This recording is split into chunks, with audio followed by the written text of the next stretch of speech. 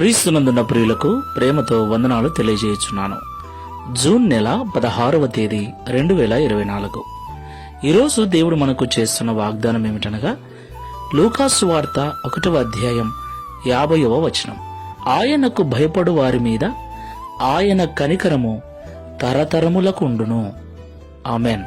నా ప్రియమైన సహోదరి సహోదరులారా, మనమారాధించేటువంటి దేవుడు కనికర పూర్ణుడై ఉన్నాడు.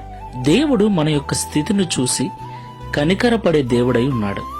మన లేమిని, మన బాధను, మన అనారోగ్య పరిస్థితిని, మన యొక్క దీన స్థితిని చూసి దేవుడు కనికరపడేవాడై ఉన్నాడు. దేవునికి మహిమ కలుగునుగాక. నా ప్రియులారా, లోకము మన స్థితిని చూసి హేళన చేస్తుంది.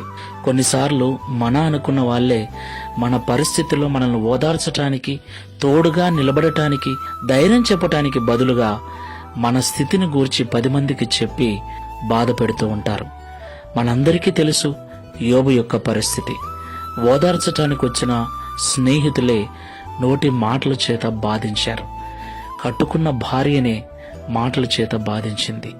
నా ప్రియులరా, అలాంటి దీన స్థితిని దేవుడు చూసి రెండంతల ఆశీర్వాదము చేత యోబు యొక్క యథార్థతను స్నేహితులతో పాటు భార్యకును లోకమంతటికి తెలిసే విధంగా దేవుడు ఆశీర్వదించాడు. దేవునికి మహిమ కలుగునుగాక. ఎందుకంటే యోబు దేవుని యందు భయభక్తులు కలిగి ఉన్నాడు కాబట్టి. దేవునికి మహిమ కలుగునుగాక. మనము కూడా దేవుని యందు భయభక్తులు కలిగి జీవించినట్లయితే దేవుని యొక్క కనికరము మనకు ఎల్లవేళలా తోడుగా ఉంటుంది. యోబు జీవితాన్ని ఆశీర్వదించినట్లుగా దేవుడు మన జీవితాన్ని కూడా ఆశీర్వదిస్తాడు. ప్రార్థన చేసుకుందాం. ప్రేమ స్వరూపుడా, కనికర పూర్ణుడవైన యేసయ్యా, మీకు స్తోత్రాలు. నీ యందు భయభక్తులు గల వారి మీద నీ కనికరము తరతరములకు ఉంటుందని ఈ ఉదయకాల సమయంలో మాతో మాట్లాడారు. అవును తండ్రి, అన్నీ బాగున్నప్పుడు అందరూ ఎక్కడ లేని ప్రేమను చూపిస్తున్నారు. పొరపాటున ఒక రోగమే వచ్చింది, ఆర్థిక పరమైన నష్టమే వచ్చింది, ఇబ్బందుల్లోనే మేము ఉన్నామంటే ఆదరించటానికి బదులుగా సూటిపోటి మాటల చేత బాధిస్తూ మా స్థితిని గురించి అనేకులకు తెలియజేసి మాకు సమాజంలో అవమానాన్ని కలిగించే విధంగా ప్రవర్తిస్తూ ఉన్నారు.